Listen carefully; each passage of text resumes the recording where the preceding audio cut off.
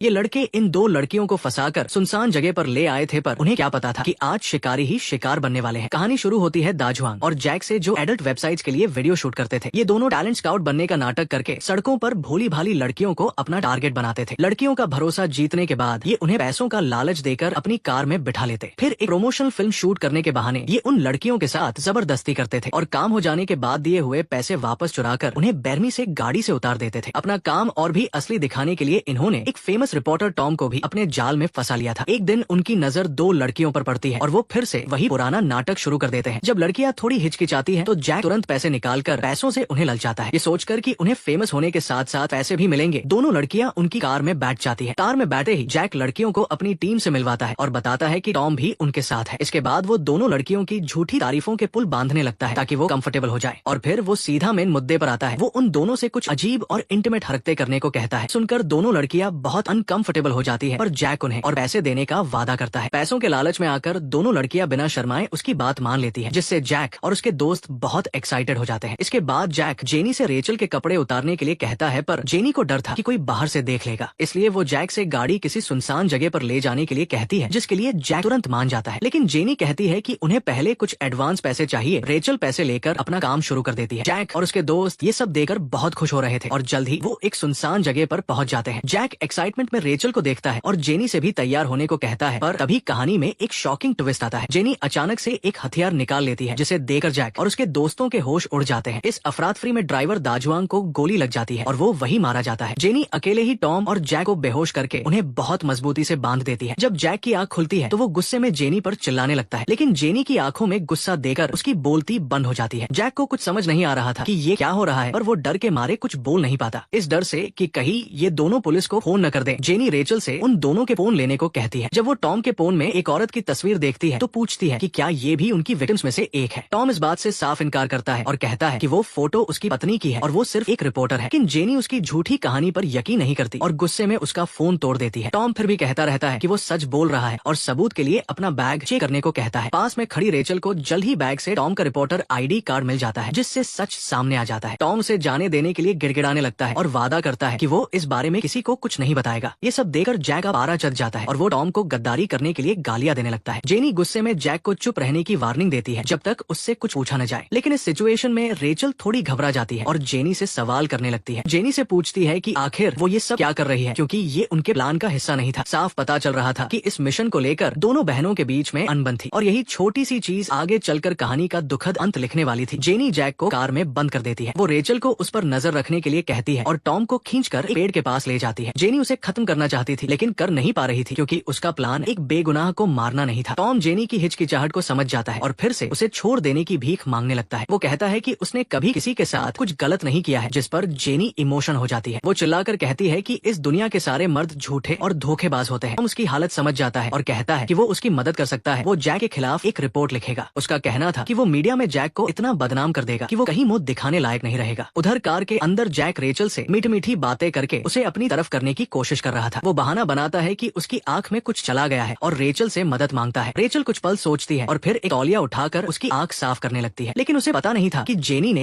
ये सब कुछ देख लिया है और यही गलती उन्हें बहुत भारी पड़ने वाली थी। जेनी गुस्से में टॉम को वापस गाड़ी में बंद करती है और रेचल को किनारे ले जाकर उससे सवाल करती है। रेचल कहती है कि वो मामले को और बिगाड़ना नहीं चाहती, लेकिन जेनी का मानना था कि अब पीछे हटने का कोई रास्ता नहीं है। टॉम कार के अंदर से दोनों बहनों को लड़ते हुए देख लेता है और जैक को शांत रहने की सलाह देता है। वो कहता है कि अगर लड़कियां उन्हें मारना चाहती तो वो अब तक जिंदा नहीं होते, इसलिए उन्हें सही मौके का इंतजार करना चाहिए। लेकिन जैक उसकी बात नहीं सुनता और डैशबोर्ड के ग्लव बॉक्स से अपनी गन निकालने की कोशिश करता है, पर बदकिस्मती से वो बॉक्स लॉक था, जिससे जैक बहुत निराश हो जाता है। तभी टॉम कहता है कि उसके पास इस मुश्किल से निकलने का एक सॉलिड प्लान